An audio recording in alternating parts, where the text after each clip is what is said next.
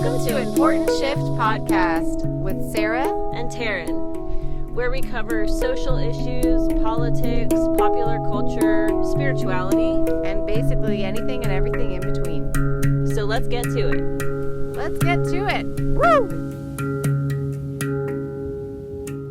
All right. Hey, everybody. How's it going? Welcome back, guys. So we're on our 4th episode here. We had some stuff that we hit on at the end of our last podcast that we wanted to kind of revisit and then slide into our new topic for today. Yeah, I know it's we're both very excited to be sharing this information and to start this podcast, and we have a lot of topics, so we'll get to all of them. And if we miss one, and if there is a topic that you think that we should elaborate on and go more into detail, and you want to hear more about, please DM us at our Facebook page, M3 Space, or write a comment below, or write a comment and connect with us, and we'd love to hear what you think is interesting. And comments are always good, just for the algorithms and stuff. So if you just say like, hey guys, hi, or I liked the podcast, or just a thumbs up, or anything helps us out. So that would be much appreciated. Yeah, we're here for community, and we don't want it to just be us talking. So eventually I think we're going to have people on the show. But yeah, anyway, the last topic we brushed up on, and then as we were coming out to the beach here, we were like, well, we feel that it has kind of a negative perspective, talking about the Gen Z emotional vomiting, and how they're just going online and just kind of spewing all this negativity and emotional shit out to everybody recklessly. And then we're like, well, that doesn't really feel like it's coming at it from a positive, enlightened, ascended perspective, so we're like, well, it's an observation, but it's half, that's the observation of what's going on, and then we want to bring to that conversation a solution. It's like, so what are the fifth dimensional beings looking down on Earth? How can they see it, and how can we align with the reality? Not like, and there are people like the love and light people who just want to pretend like everything's fine, and they're perfect. And so it's kind of great, like Taryn and I were talking about, everybody has had emotional outbursts, even this week we've where you get overwhelmed, or you have a crying moment where let me start with just saying when we were, so I am, what am I'm Gen X. You're Gen X. So Taryn's Gen X, and I'm Millennial. Yeah. So when we were growing up, and I can never keep those straight, by the way. When we were growing up, we, especially being artists, and just perfectionists, and we felt like we had to be extreme achievers in everything we did in order to have any self-worth whatsoever. And so our trauma was always about not being perfect enough. So you would never leave the house without your hair done, your makeup done, your outfit perfect. You were afraid nails you'd be done, your nails made couldn't fun be of chipped at school if you had a little stain on your shirt or whatever. So we were obsessed with being perfect and looking the part. And that was the cover girl programming, right? And exactly. We grew up with Playboy Bunny and supermodels, and which now Vogue. I'm rebelling that now. And Taryn kind of laughs at me because it feels a little extreme. But I stopped shaving my legs and stopped shaving my armpits, which felt crazy to me. And I not because she's a lesbian, yeah, but because we're a feminist. Because I just I also felt that our hair has sensory information. I think I was looking at our cat and seeing his whiskers and how his hair moves and how he uses his tail to sense things, and I'm like, I feel and like our the hair is an extension of our nervous system. Right. So I was like, and then I noticed when I stopped shaving my legs, I had very little hair, and I was like, oh man, maybe that's permanent. And then eventually I let it grow out, and it got fuller and fuller.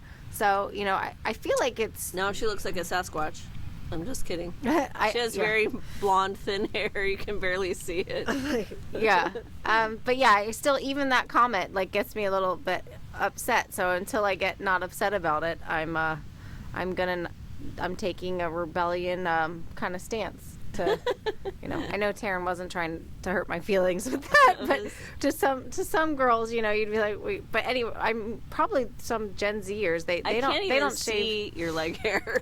But yeah, they don't shave their armpits, or they don't shave their legs, and I think they don't kind of understand how that feels like for somebody who's, you know, a millennial or a Gen Xer to be like, you're gonna go out without shaving your legs. That's crazy. I used to shave my legs. I'm Italian, so I have dark hair, and if I had the tiniest, slightest bit of stubble, I was like devastated. So I shaved every single day. And before I had my illness, I was like, you know, if I had any little tiny imperfection, I would freak out. And then God gave me the biggest joke, which was this illness that covered my skin, my hair, everything. So outwardly, I went from needing to be perfect looking all the time, not that I was perfect looking, but trying to be, to having to accept that I had sores. She was pretty perfect looking. Oh, thanks. And that, you know, I was losing my hair, and you know, she still is perfect looking. I think, yeah, that's the thing, is we're feeling in the perfection of where you are now, wherever you are on your journey. If, let's say, you decided to stop working out and you're a little bit, you know, out of shape, you feel like you're still perfect in that, you know, not to the extreme, obviously. And I think that's what people, there's just this rebellion going on, and I think that's, yeah. Well, it brings you into, when you stop focusing on the outside, it brings you much deeper into your heart and your spirit and your soul and your higher consciousness. So as Sarah mentioned, the fifth dimensional beings looking down on Earth from above, that is us. We have a fifth dimensional consciousness that is connected to us, that we call our higher self, and it could be fifth dimensional, it could be all the way, you know, sixth, seventh, whatever. But the point being, we have an aspect of our consciousness that is located outside of this third dimensional matrix that we're in. And that part of us that's connected higher to the higher realms, to the higher beings, all the way up to the angels, to source, that consciousness is connected to us, but it's an external part of us from our perspective here on Earth, because we feel like we're located inside our body. But anybody that's had a near-death experience or something extremely profound like that, or even had like a wild drug trip where you went off into some, you know, other dimensional space in your mind, you understand that. And anybody that dreams, if you haven't had those experiences, you can look at it from the dream perspective, that you have experiences outside of your body with your consciousness. So there's an aspect of your consciousness that is not even connected to your physical body. And that just went off on a whole other tangent. Yeah, so anyway, yeah, we basically we're thinking about how wonderful it is that the upcoming generation, the Gen Z, are posting the imperfections, and they're posting their lows, they're posting their worst moments. And, you know, going online with no makeup and in their pajamas and having an emotional after breakdown crying all day. Now, but the thing is, we think there's something not right in that. You know, it's an act of rebellion for, you know, how you used to have your, you know, professional image, your online image had to be, your public image had to be even perfect, better, even better than you are. But and when you see some people's profiles, you know, online on social media, where they're, all their pictures are perfect and edited and have like, the too good to be true life. Yeah, and they're happy with the family and happy with this and look at this show and look at this thing and look at my boyfriend and this is my puppy, cute, and just, and there's not to say like, of course that's what people post about, but I think there's something to be like, you're not being real. So what are you, it's coming from an ego place. From that end, but then also from the other end, it's still coming from an ego place, from the victim mentality, where you're having this emotional vomiting experience, and instead of slowing down, processing the emotion in a way that people can understand, and the way that you can understand, you're crying for help, but you're not accepting help, and you don't. I think you're not really looking for help. You're looking for attention. So there's two thoughts I had from that, which one is that social media can be used for many different things. It can be used for connecting with other people, which is how we like to use it, connecting with other people, sharing messages, sharing ideas, sharing art, sharing experiences, or it can be used for a more self-serving way of putting your image out there, projecting an image forward to other people, but it's not interactive. It's more like, look at me in my happy times, or look at me in my drama, look at me in my victimhood. So it's kind of interesting because it goes directly, social media really reflects the service to self versus service to others, different mentalities. And you can really feel when people are very service to self, either in the hyper ego way of I'm so perfect, or the negative ego way of everything is terrible, versus someone who is actually being authentic and is sharing ideas and having discussions and trying to learn and grow and expand, which we see as more of the service to others kind of side. I think there are, and not to say like to group people that that there aren't the younger generation that are using, because I have heard of people that are using social media for the positive sides, but I think also just on that topic, we noticed, there's a lot of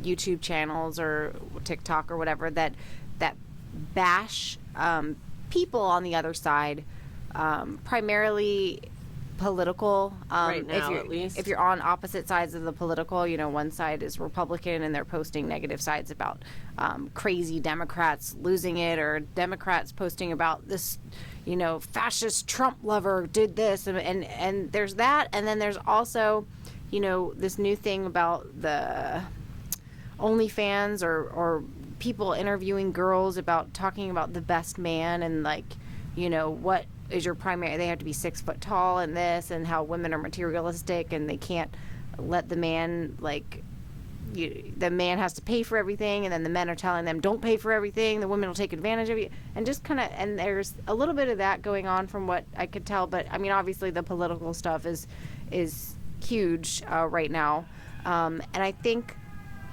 even that, I think as a people, we need to stop wanting to watch other people fail online, because that will then invoke more of that kind of content. So it's like we have to take a stance into like, I will not watch crazy people and enjoy watching other people lose their shit.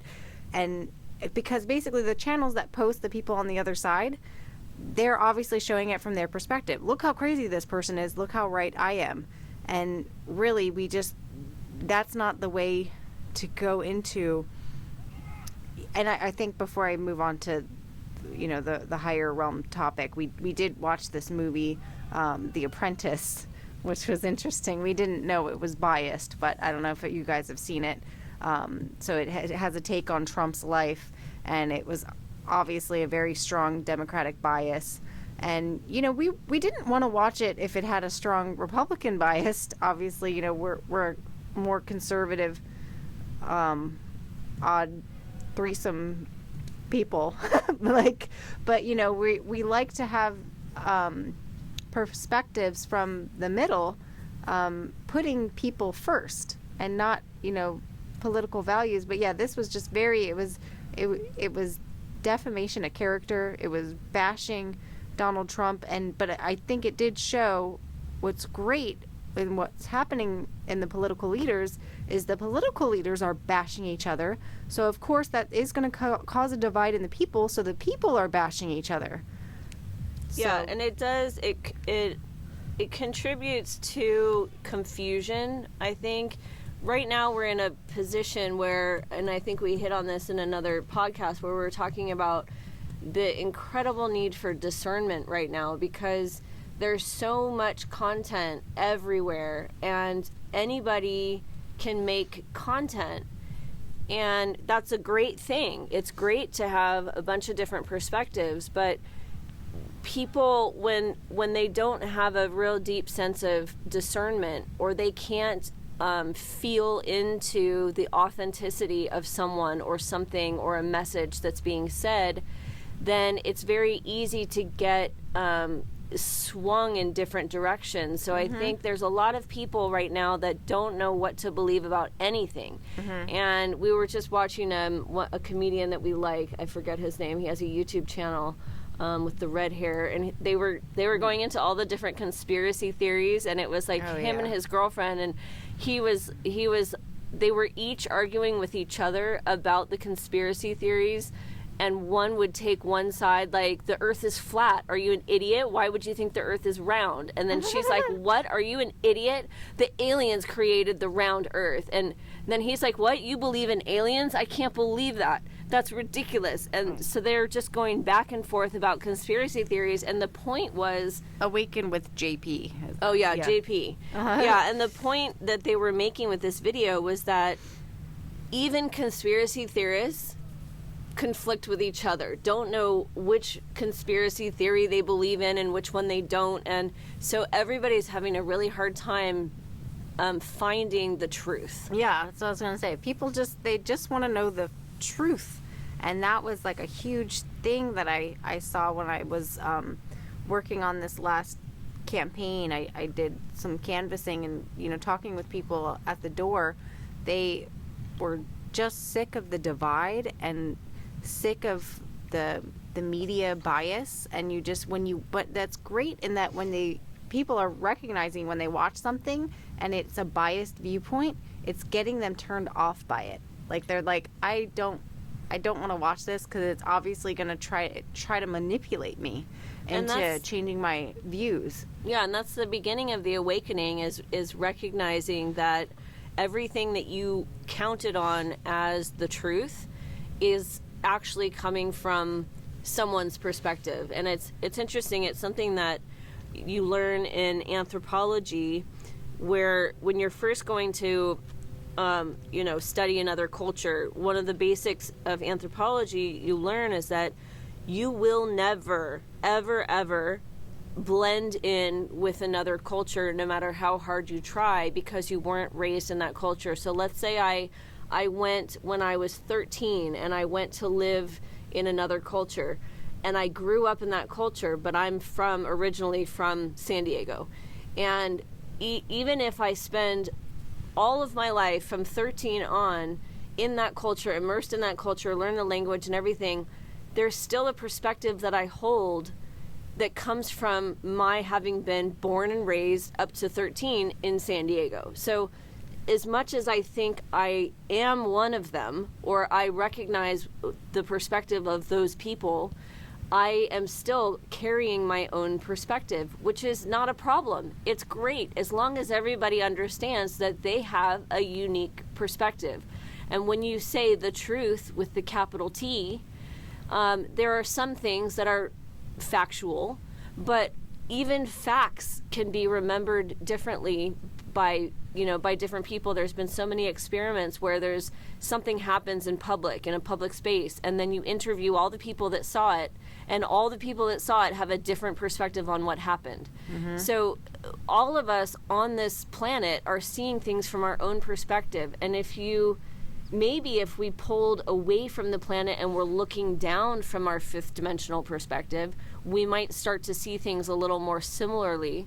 But the fact is, we all have different perspectives, and we can share our ideas from our own perspective, but there's no real point, it seems, to saying this is the truth, this is the way it is, because when you say that, you're saying that from your perspective. And I think Taryn and I, we had a kerflunkel this week. We both have oh wow, a big flock of birds just flew up. Oh my, that's a lot of birds celebrating. But yeah, we're also thinking about this. We had, I'm sure a lot of couples or thruples or people in relationships, any kind of relationships, understand that you have like the same kind of fight that happens. And then you recognize this pattern, and you're like, okay. And then you just have to sit down and kind of figure out what the hell is going on. Like, and you come to like this, there's a behavior that one person's doing that triggers the other person. So the other person's reacting, not responding, reacting, and then hurting the other person. And then it kind of has a yo-yo effect. And, there's something in my personality that reminds Taryn of, her abuser, and something in Taryn's personality that reminds me of my abuser. So we have to just pinpoint those and realize that when the other person's doing that thing, they're not trying to hurt me or hurt the other person, and they're not doing it on purpose. And then so you kind of slow down the trigger, and you feel those emotions, and usually there's, depression is the lowest emotion, sadness, hopelessness, and then above that's anger. And then, so usually if you're angry, you're trying to not feel these deep, really low emotions. So kind of, indulging yourself into those, feeling them out, clearing them out. But what we, realized is that this is kind of what's happening in the divide on the planet, and we need to have a balance between these two, instead of having like this recklessness thing where each side is going on, having an emotional outburst, and then the other side bashes them, and then it just triggers them even more. So then they post more about it. So it kind of goes into this whirlwind effect. And it's like, okay, let's just slow down, figure out why that person, the way they're behaving, is upsetting you so much that you're going to make a whole video about it and bash them publicly. Encouraging that behavior even more and pushing them to rebel even more. So it's like you need to have some kind of... So anyway, what was interesting with, where Taryn and I came to, when you come, and if other couples have experienced that, please let us know. I think it's a beautiful thing where you come up to the other side and you realize, you come back to love, and you realize that the other person did not mean it, and that, and take responsibility for your part in it, that your perspective was a little skewed, and then you can then grow and expand in a beautiful way. You grow and expand your heart, you grow and expand your emotional body, your mental body. And I think that's really what we see from the higher realms, that you're going to have a symbiosis effect. Well, and we have built into our relationship the benefit, as we kind of mentioned before, of the third perspective. So when Sarah and I get into one of these states where we're triggering each other, and every single thing that we say, and it happens like on a dime, it can flip so quickly. We're having a great time, and then somebody says something, and then the other one says something in response, and then we're done. That's it. We're in a fight and we can't get out of it. And we do have the benefit of having rage. We can explain our sides to him, and then he can say, okay, well, from my perspective, you have some points here, but you're not seeing clearly here. And then you have some points here, but you're not seeing clearly here. And then we have to stop and we have to say, and then usually we fight with him and we're like, no, I'm right and she's doing this. And then, no, well, she said this and you're not telling the truth, and this, and back and forth. And he, usually can kind of calmly say, okay, you guys need to chill out, like stop talking to each other, take a break, and then we'll sit down and have a conversation about it from a different place. And that is the kind of the blueprint for responding, not reacting. So when you're in a triggered state, you're in a reactionary state. That's what a trigger does to you, is it puts you into that place where you're either scared or angry or mad or in a negative place, and you react. And it's like you touched the flame and now you're pulling your hand back and you're screaming. And it's also arrested development too. You go back into some old pattern and you're like stuck. Right, and that's when you see these people online that are in this reactive state, they are acting like toddlers. They are acting like little kids having a temper tantrum who have no ability to reason or think clearly. They just are in a state of panic or of anger or of victimhood or whatever, and rather than taking an adult approach where they are considering why they feel that way and then talking about it or explaining it, they are just showing the reaction. And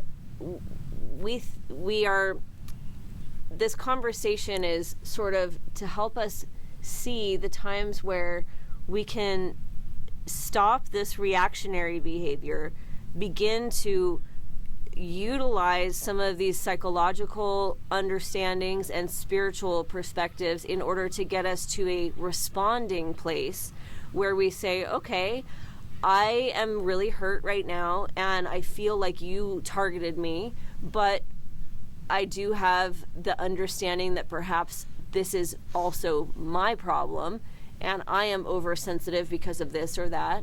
And then let's try to have a conversation to work it out. And once you get to that place, then getting to the other side is much easier. But if you never get from reaction to the place where you can begin to respond, and you stay in that reactive state forever, then that's when the world is constantly attacking you and making you mad and pissing you off and victim. Yeah. It's like that's where the planet's at right now. But we did feel into kind of like a sensory, not like a psychic thing, but a hope for the 5D New Earth timeline that we are going to move into after the divide. The people will be able to come together, and that's where we take the jump, the big leap. That's the epiphany, the aha moment.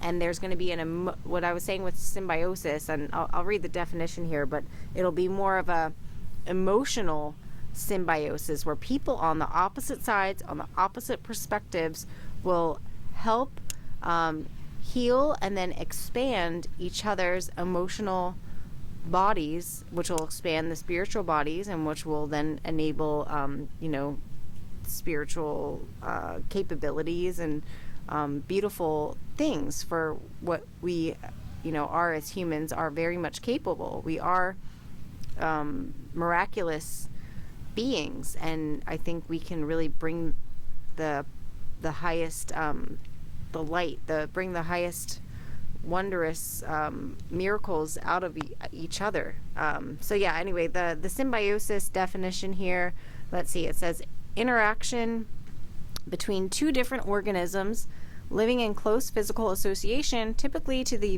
advantage of both. A mutually beneficial relationship between different people or groups. And then some examples for animal symbiosis, symbiotic animal relationships. Let's see, it says clownfish living with the tentacles of sea anemones. Sea anemones. Oxpeckers eating parasites off the skin of large animals like rhinos. Cleaner fish removing parasites from other fish. Nile crocodiles and Egyptian plovers. So, plovers, where the birds eat food from the crocodile's teeth. Oh, they clean the teeth. And whales with barnacles attached to their bodies for a stable place to live. So I think when those miracle things happen, where animals have like two unique creatures. Obviously humans are the same creatures, but some people having way different life. Some seem like they're not. Yeah, you have a way different life experience and way different perspective. You seem like you're another species. And I think, when we come together and really meet in the middle, you'll have this emotional an anomaly and that's where the magic happens, and you come back to love, and it's like, whew, and then you release all these negative, shed all these negative speckles and shit out of your aura and just cleanse it. Well, we can utilize and we kind of talked about this too, I think in our last podcast about empaths, is you can utilize your traumas, to help you grow. So the thing that makes you extra sensitive and the thing that traumatized you the most in your life can end up being your superpower if you can get to the other side, because it's almost like you have this life mission where you set out to learn this particular lesson, and it's one of those things that might keep coming back at you over and over again. Like for some people it's relationships. They have a really hard time in relationships, but they're great in financial means or whatever. And then some people it's the opposite. Like you're so good at relationships you don't even have to think about it, but making money is really difficult for you. And so you can then, once you focus on that particular thing that's your issue, that seems like your core issue that keeps coming back and coming back at you, and you put the effort in to learn how to upgrade yourself and to get yourself into a balanced perspective and turn that thing into, that trauma into a positive, then you have the tools to not only do that for yourself, but to teach other people how to do that. So a lot of times what will happen is someone who's had that issue be their core issue for so long, they might end up turning around and becoming a teacher of that process to other people. So you can take the thing that really held you down, and then you can use that thing to make it your life mission. You can end up being the teacher of relationships, or a teacher of how to make money, or things like this. So taking those issues in yourself and then using them to improve other people's lives is a symbiotic that's a symbiotic experience. And a lot of people who have trauma in areas, when they're performing a healing technique on someone else, the areas that they have trauma in, when they interact with somebody else that has trauma in that same area, it's almost like a superpower in that your healing is enhanced. For example, when I encounter people with sexual trauma, when I start to do Reiki or some kind of sound transmuting technique, I do tonic toning, which I make chakra valve sounds and tone with my singing bowls, and it's channeled from my higher self or the person's higher self or other beings, angels, archangels, or let's see, Arcturians, Lyrans, Pleiadians. It's sometimes different, but anyway, but when I start to you get drawn to the problematic areas in other people, you can really help them in that area. So yeah, I think, and since I've had such a insane physical experience, not only being a gymnast and dancer and knowing so much about my body from that perspective, but then also having this illness, which brought me into the other side of my physical experience of feeling pain everywhere. When I encounter somebody with pain, in any part of their body, I have a deeper understanding of that pain because I've experienced it. I can almost, while I'm working on the person, I can feel what they, like literally feel what they're feeling, and then feel what needs to be done to relieve that feeling. So you then have this extra sensitivity based on your own experience that you can then use to help someone else heal. And this is kind of the service to others use of our experiences that we're talking about. So you could stay in a victim mentality with all of these things. Sarah could just feel victimized from her experience.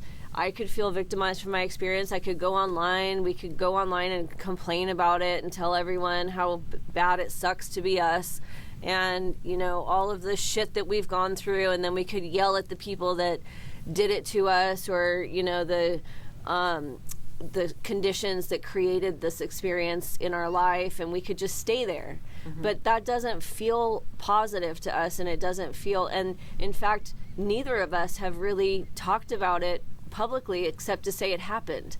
But we haven't ever really gone, online, or even really to people besides our friends or whatever, to say like, oh yeah, this terrible thing happened to me and blah, blah, blah, blah, blah. It's like, okay, it happened. Now what? Now what? Yeah. And, and I think, I think with that, obviously there's people with a lot of,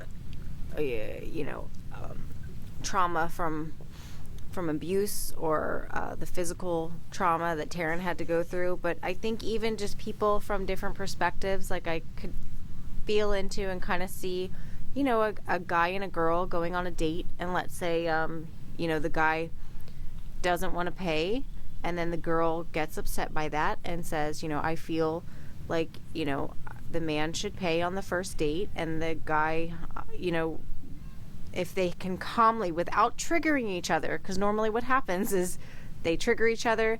The guy says she's a bitch, she's trying to take all my money, she's not respecting me, she's a gold digger, and then the girl is like, he is trying to, I can't believe, maybe she's more old fashioned, and like the guy's supposed to pay, like he's not going to take care of me, like all of these feelings that you feel that you're looking for in the other partner.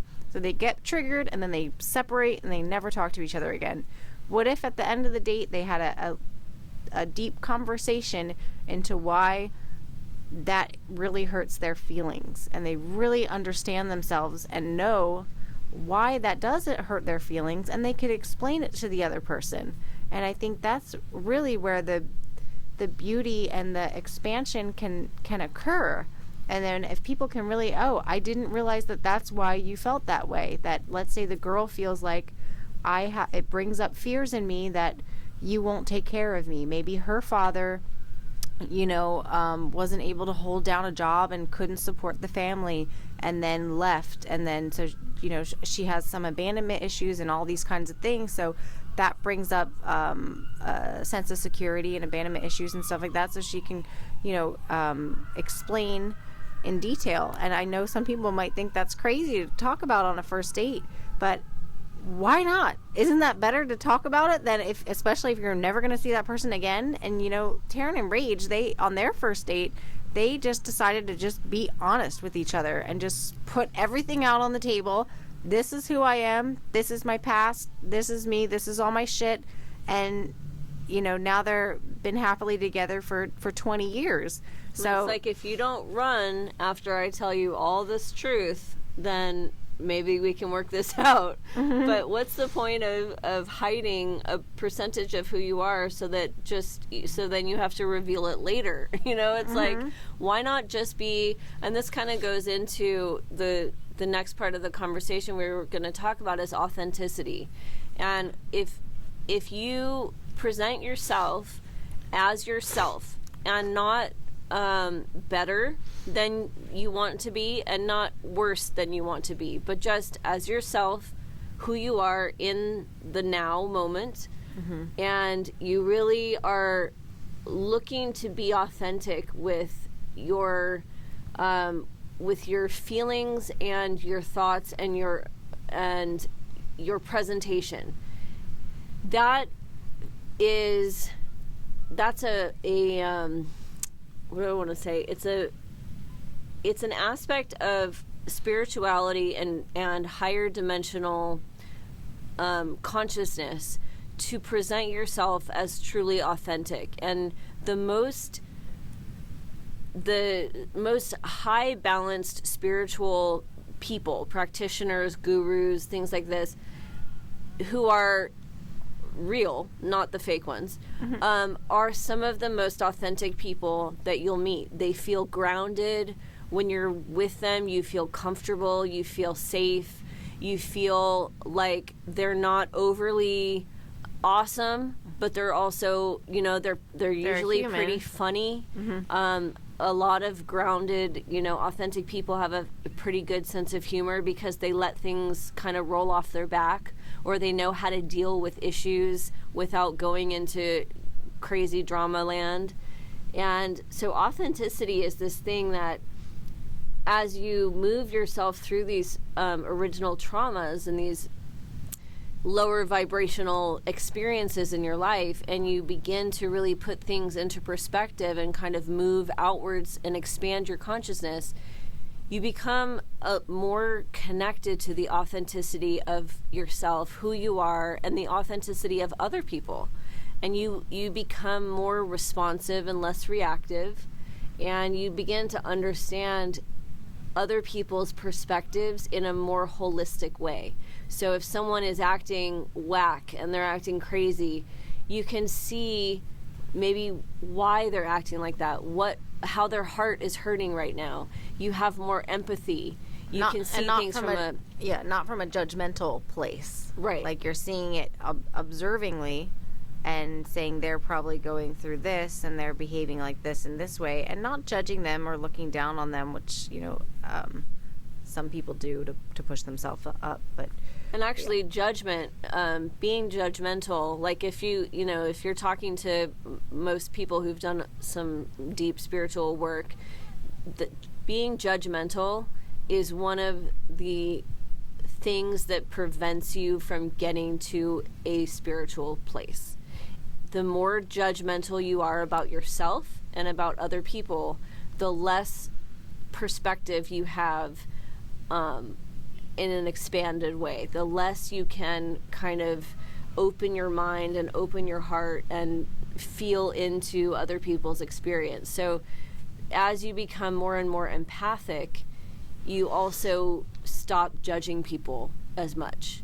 And we're not saying don't observe, and we're not saying don't have an opinion, but there's a difference between having an opinion about something or about someone and being judgmental about it. And it's kind of a fine line, but it's a really important one. I think sorry Tara, but yeah, I think, and also I just wanted to touch on, I'm not a man, so I don't know You're not? what, but I have,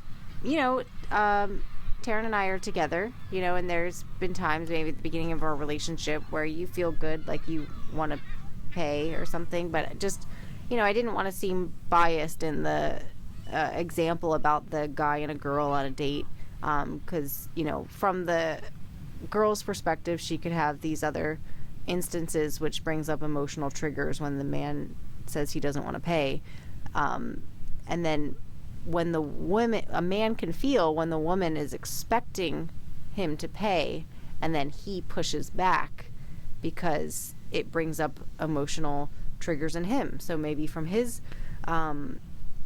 background, when he grew up, maybe his dad taught him something like this, and maybe he saw it, that his dad's talking about his first wife, that she left him and stole half of his money. So you have to teach women from the beginning that we're equal. Women want to be equal. This is how we're going to be equal. You drills him with this kind of information. So and the feeling that he's afraid that the mother will leave him the same that his mother left the father. So I'm just saying, whatever it is, if it's in a relationship, if it's with other people, if it's from people with opposite political perspectives, if you get the opportunity to have a deep conversation with these people, talk about why their perspective upsets you, or maybe it's the tone of how they're talking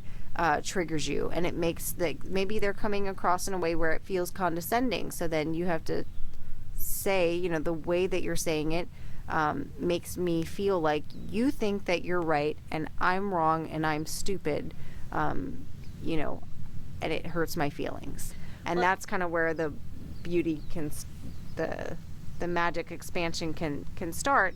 And there is a lot of a judgment in that. And then, a lot of people, they'll judge the other person, keep their mouth shut, and then walk away, holding that judgment instead of actually voicing it. And, if you have tried to voice your opinion, and I know, especially before the election, people have tried to have conversations and it did not go well. And then they ended up having to have stopped relationships. But I'm hopeful, and I do believe in humanity, that we're able to get past this and really get down to it. Get down to the deep, hurtful emotions and express them to the person that you feel like they're doing that to you. But don't express them as an accusation and in a crazy state. You can express things about having pain or having, trauma, but you can express it not in the state of pain or trauma or anger or whatever. You can say, this is my perspective and I don't understand why you think this. Please explain it to me.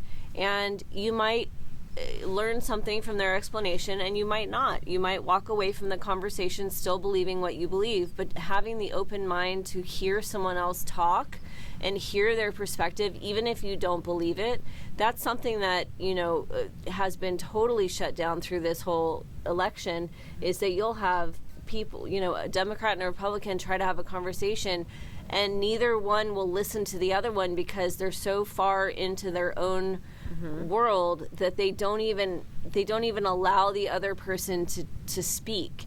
And this is where we talk about the Trump derangement syndrome. And I'm sure it happens like that on the opposite side too. Where it's like maybe a Democrat is trying to explain their perspective on something, and the Republican side person will be like, nope, I can't hear that. That's not, that's against God, or that's whatever. It's like we have to stop all of that reactionary bullshit and have conversations, and we don't have to agree, but we do have to try to listen to each other. And yeah, I mean, the God thing is, like, for example, I met with somebody and they were trying to basically, get me to believe in God and Jesus Christ and the Savior, and but basically that's what their intention was. And I was trying to explain how I grew up. I grew up Baptist Christian, and I went to Catholic school, and it was and I was trying to be the good one, and I went to church every Sunday and Bible school on Friday, and I did the Bible camp, and I had multiple Bibles and whatever. And it's like, and then you see the stuff with the priests, with that some of them, were raping little boys. And then you got, I think it happened with, some people that we knew. And it did happen with some people that we knew in their church, I will say. So then, for a time, I did not feel comfortable talking about God, saying God. I didn't pray. I do now pray in my own way, and I am able to ask God things and use those terms. But I pray, and I connect with my higher self, and I talk to my guides. And Steve Noble got me to be able to communicate with angels and archangels again, so thank you, Steve Noble. But yeah, that was the first time, and it took me a while. So respect where the other person is on their journey, and if they don't want to believe in what you believe right now, or they don't agree with you, maybe there's a reason. And be sensitive and be sympathetic to their experience. And we're not saying that, and this goes into the conversation we had last time about boundaries. We're not saying that you have to agree with everyone, and We're not suggesting that we think everyone is going to be able to get along. There are some people that are so deep in their own perspective that the other perspective doesn't make sense to them. And that is one aspect, I think, of this two-world split that we're coming to, is that there are people, and you know, this whole era of ascension and of all of this that we're going through is referred to as a spiritual war, because the two different sides and the two perspectives, and not even that there's two, the spectrum of perspectives is so vast, but when you get to one end or the other, you really are talking about the belief in something greater than yourself and greater than the planet, or the belief that there is only you, and that only your self matters and only your perspective matters. And these are, I would say, one is of the light and one is of the darkness. And from that darkness perspective, I mean, essentially believing in nothing, being a nihilist. I believe in nothing, from the Big Lebowski. Being a nihilist, or, you know, or an atheist, or something where you're just like, nope, humans are, this is it. When you're done, you're done. And while you're here, you can do whatever the hell you want. If you believe that, if you believe that you can hurt people and that it's okay, you're on a different path, an entirely different spiritual path than someone who does not believe that. And these are the two diverging worlds. When we refer to the two world split, we're talking about a world in which you are completely locked into the third dimension, and you're believing that if it exists, if you can see it or touch it, then it's real, and if you can't, it's not real.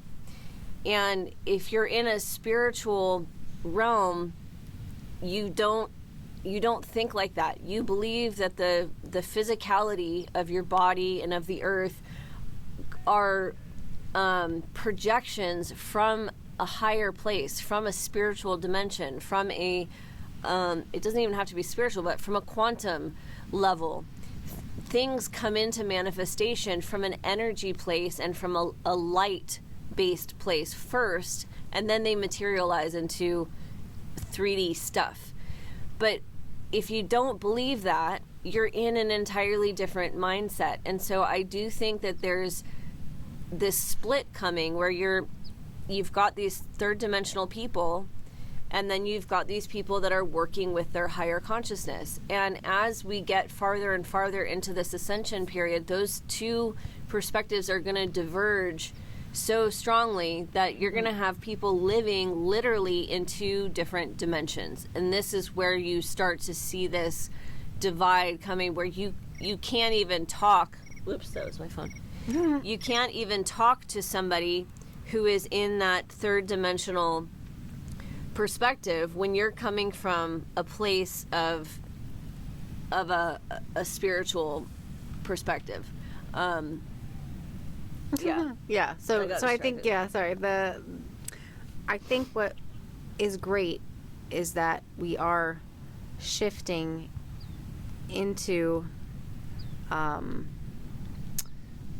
this ascension time. And I think, you know, if you notice behaviors in your personal life and in your relationships, it's like the what's the monkey on the island effect? 100 monkeys. 100 monkey. 100 monkeys, where monkeys are doing something on one island, and then the monkeys on an opposite island. And correct me if I'm wrong, but I think this is, they can sense what the other ones are doing, and they start doing it, and they're on a completely different island. So that just shows that there is a collective consciousness. We are connected, and it does start with us. So there is something that you can do in your own personal life if you start to look at these, and you know, every person that you touch, it's like it doesn't cost anything to be nice. So if you're nice to your neighbor, if you're nice to the person that you have opposite perspectives on, that will start to break up the divide and have us go back on this ascension timeline. And this is our planet, this is our Earth, and we are the manifestors of our reality. So yeah, each one of us really matters. And the service to self versus service to others subject, I think it's really interesting to look at the idea of when you get into speaking about service to others from the higher perspective, it's service to self, right? Because we are all connected. And what Sarah's saying about the collective consciousness of humanity, and that goes out into other dimensions, that goes out, like, the only way that I can channel, the only way that somebody can channel higher realms is to understand that we are connected to those higher realms, that we are connected to those beings, that we have a commonality, and that our perspective can be their perspective can be our perspective, and that really there is no they or us or me. We're all projections of a one source consciousness, and as we step down through the dimensions, we might become more and more individualized. And this is kind of how quantum mechanics explains the different dimensions, is that the higher dimensions are more singular consciousness, and then the lower dimensions you get more individualized consciousness. So from a third dimensional perspective, I am me and Sarah is Sarah. But from a higher perspective, Sarah and I share a consciousness. We are two expressions of the same general consciousness, and all of that connects everywhere into source. And how beautiful is it that we've had different experiences, and that's a wonderful thing to have a different perspective and a different experience, and that helps expand our higher wisdom.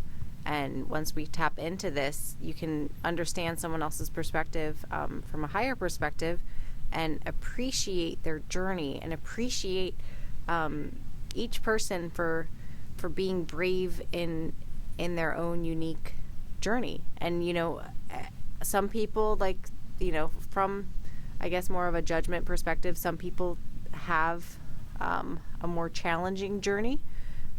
Although, I say it's from a judgment perspective because you're kind of judging one person to be having more of a challenge than the other person.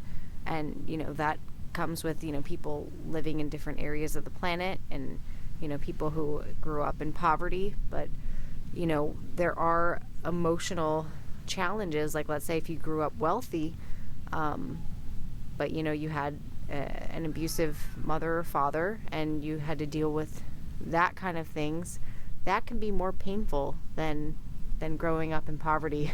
Everybody has their shit. Everybody has their shit. But yeah, we have a runaway umbrella. So yeah, I think. Well, I just wanted to say, so on the service to others, service to self thing, I just wanted to finish up that thought for a second. It's interesting to me that we use that terminology, because when I think of service to others, I think of you are serving the greater aspect of you. So I think people get confused, because when they think of service to others, they feel like they have to be giving their energy away. They have to be giving themselves away. But really, service to others is also service to you. So when you take care of yourself and you focus on yourself, and maybe we can talk about this more next time, but when you are taking care of yourself or taking care of others from a high vibrational place, you are serving the world, the consciousness, the one, the all. When you are service to self, that's a confusing term, because when you're service to self, you're actually service to nothing. you're not serving yourself in the sense of taking care of yourself. You are sacrificing other people, other beings for the maybe gratification of yourself, but from any higher perspective, you're actually hurting them and yourself.